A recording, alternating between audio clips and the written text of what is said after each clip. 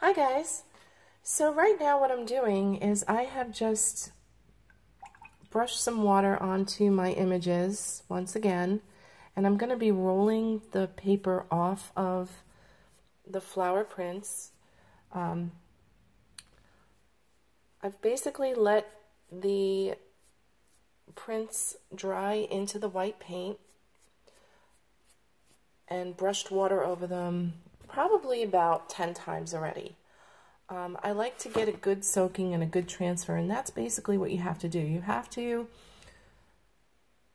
let the print dry into the paint, but also one of the most important steps to get a great transfer of color into the white paint onto the rock is to take some plain water and a brush like this and just brush it over your image numerous times and let it dry without doing anything else.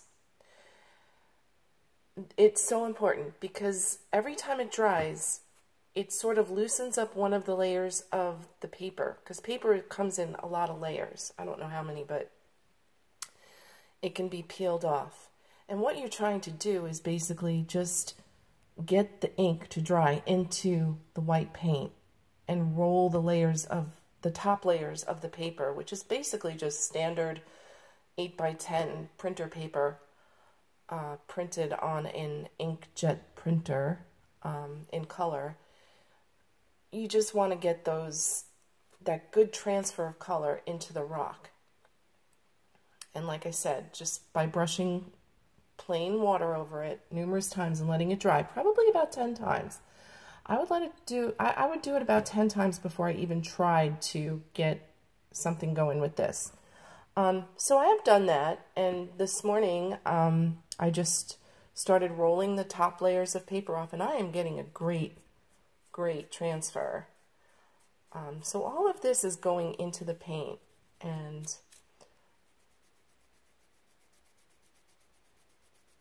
basically, if you just rub very, very, very gently to start. I know the tendency is to go a little quicker, but sometimes if you go too fast, it rubs all the paper off and takes the ink with it.